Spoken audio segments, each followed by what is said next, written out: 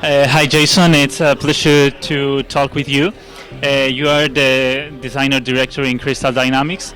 You have been working since Tomb Raider Legend, Tomb Raider Anniversary, Tomb Raider Underworld, Tomb Raider 2013, and now Rise of the Tomb Raider. So, what we can expect about the new upgrade system in Rise of the Tomb Raider, it is very different between the reboot and now with Rise. Yeah, so we sort of took the system that we had in the last game that was largely based around the single resource of salvage, and the only thing that you could use it for was really upgrading your weapons. And one of the things that we really wanted to get in the last game and couldn't quite fit it in with our development cycle was this concept of taking those resources and having them be applicable to more things in the world, so beyond just weapon upgrades, but in letting those Laura's resourcefulness and her sort of intelligence come out through the use of tools and resources that she finds in the world, and being able to use those and develop a really robust crafting system that would sort of really show off her intelligence and give her new opportunities to take on scenarios in different ways than just sort of shooting people with just her weapons. So that was something we really wanted to build on for Rise of the Tomb Raider, and I think that's been a big focus for us. Will we see in Rise of the Tomb Raider upgrade part of her equipment through the game experience? Yeah, so there's sort of two different ways that you can upgrade Lara in Rise of the Tomb Raider.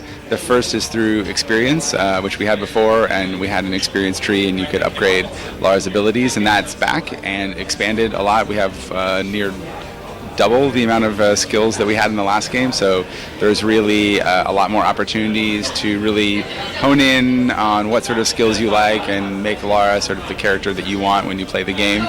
And really just flesh out her skills and give her more options for how to take on everything she has to encounter in sort of this crazy hostile world that we've placed her into. And the other thing is she can find a lot of different resources and use those to upgrade her gear. So like I mentioned before, we only had one resource in the last game, which was salvage. This time we actually have 16 resources, and they run the gamut from sort of natural resources like animal hide and feathers from bird nests, all the way to more man-made resources like oil and ore that she has to mine from caves and whatnot. So there's a sort of a lot of different resources that she collects, and all of those different pieces are used to upgrade all of her different weapons. We also use those same tools for crafting our on-the-fly weapons, so she can pick up things in the world and use those resources to craft them into sort of deadly versions that she can use in combat or for puzzle solving or other things like that.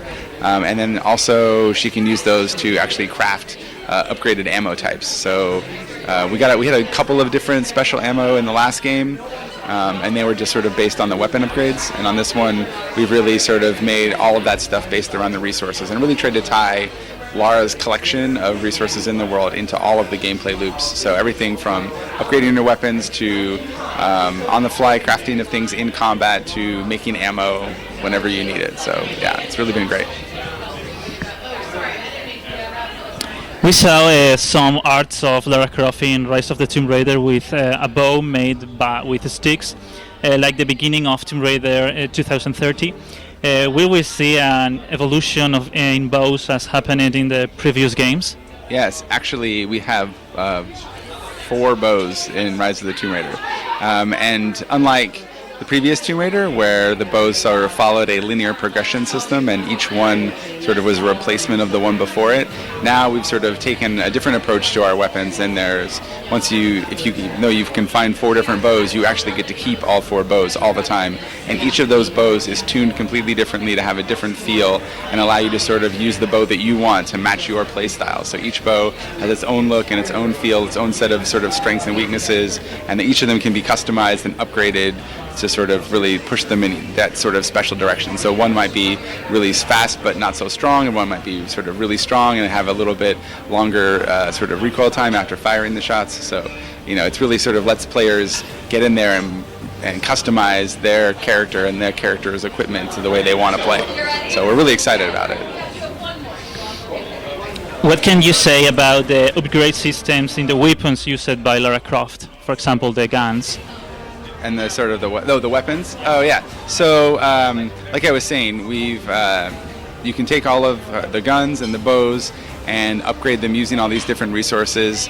We have a lot of different resources now, and the resources actually key into the upgrades that you're going to upgrade on the weapons. So like wood is generally going to be something that we use on bows, but it's also used for stocks on guns to sort of improve stability. But we also, and then some resources you're going to use specifically for guns, like we have certain ores that you're going to mine that are sort of used for making metal pieces for the guns that don't really apply to bows. So basically, depending on what sort of weapon upgrades you want to build for your weapons or your bows, or your guns or your bows, you're going to be out in the world looking for different resources and having different sort of activities that you need to do to find those specific ones that you're looking for. So it's really, there's a broader set of tools for the player to go and use to sort of upgrade in the way they want. Includes the new system some new movements of Lara Croft? Yeah, so we sort of previewed one of our new sort of movement abilities. We have swimming in Tomb Raider, which was a big thing that everybody wanted in the last game, and we couldn't quite get it in. So really excited to put swimming back into Tomb Raider in Rise of the Tomb Raider, which is really great.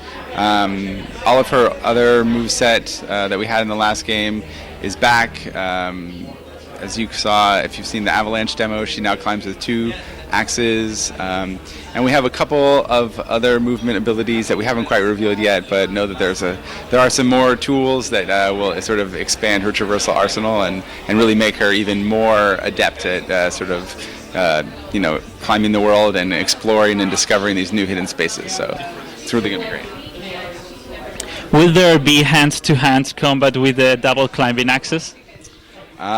We do have a melee combat system. It's somewhat similar to the other one, and whether or not we've really revealed whether or not it's what the actual tools they use for melee, I don't know if we have yet, so I'm not really sure if I can talk about it. But we've definitely improved on the melee system from the last game and made it sort of more a part of her arsenal and given her ways to upgrade her tools that she uses for melee as well. So. Will there be any new gadget for Lara, and how important is for the history? Yeah, I mean, I think so. The gadgets, is that what you're saying? Yeah. So we have all the gadgets that we had in the last game. Those sort of all come back, and we've definitely added some new ones. There's the ones that expand her traversal set, which we've talked about, and those are really the big ones, but we haven't really talked about those yet, so I'm not really sure if I can reveal them. But yes, we've definitely found more things, more tools that Lara can find in the world to really expand her ability set and make for sort of the next step in the evolution of Lara's traversal abilities and her, her problem-solving abilities across the game. So, thank you so much, Jason, for being with us, and you're always welcome to TombRaiderCollection.com. Thank you so much. I'm happy to help.